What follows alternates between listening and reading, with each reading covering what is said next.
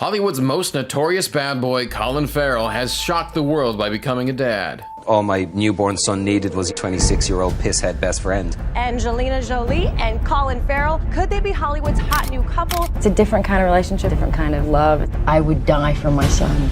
I think a mother's love is strangling in its purity and its heaviness. James started having seizures. It's a rare disorder. It's called Angelman syndrome. It's a world rocker. Partying, drinking, all that other stuff. As a mother, that thought upsets me. It would break the child.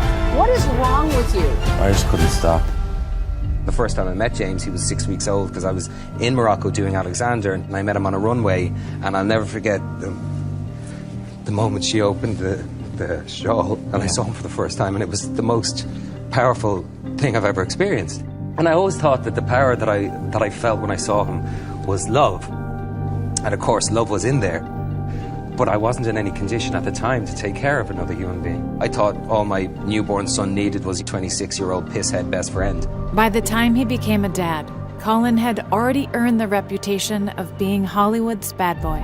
Basically, I'd been fairly drunk or high since I was 14. It's estimated that Colin drinks 3 bottles of whiskey, 12 bottles of wine, 60 pints of beer, and 280 cigarettes a week.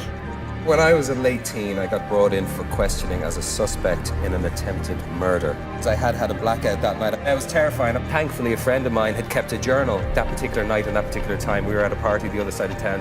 But one of his co-stars saw past the bad boy to his real potential. Must have been wild, the two of you together. Everybody in the film is considered the odd man out. We're the tabloids' friends. You're a couple, I've read. I became his mom. I saw how hard he was working. He's not arrogant, he's not greedy, he's not selfish. So there seemed to be a bit of a frisson between your two characters, which was a bit disturbing, seeing as you were mother and son. And I, as a mother, can't imagine that. Because Angelina had just changed for her own son. He had a little rebellious past. When I was younger, I thought, oh God, I couldn't be somebody's mother. I was questioning whether, with my tattoos and my darker side, whether that same person could also be one day a wife and a mother.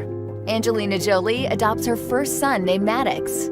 He's maybe a mom. It's touching to that side of me that is really nurturing and centered and really clear. But even with Angelina's example, Colin wasn't ready to change. Colin Farrell admits to being so hungover on set that it took him 56 takes to say one line. I would die for my son. This idea of you run from your parent who's tried to support you and nurture you. As a mother, that thought upsets me.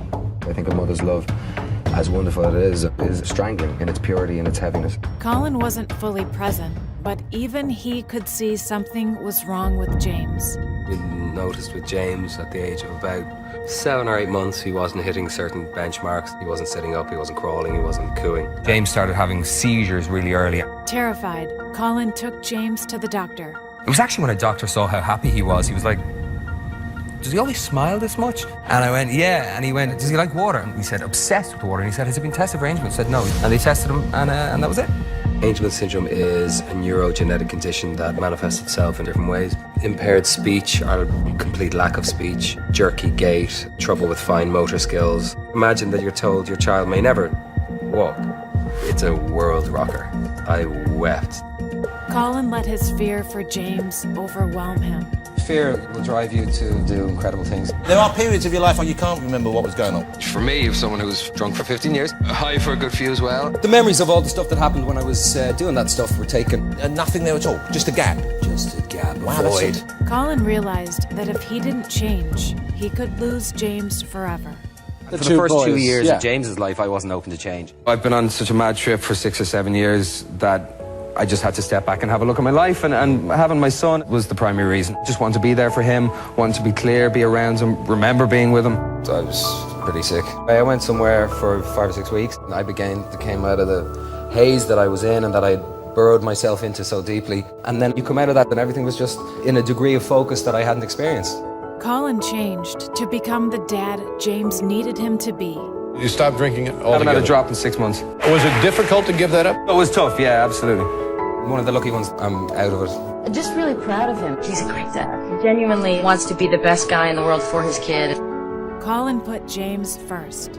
If I go on a chat show and I mention Angelman syndrome, then Cure Angelman, the website, gets a few thousand more hits and some money comes in and some people feel less alone. They are enormously grateful to him for speaking publicly, sharing James with the world, because every time Colin does that, it helps their child. It's a huge voice that has brought a ton of awareness. There's that fire in all of us, and if directed in the right way, it can be a force for good. And Colin got to be there for the moment he thought he'd never see.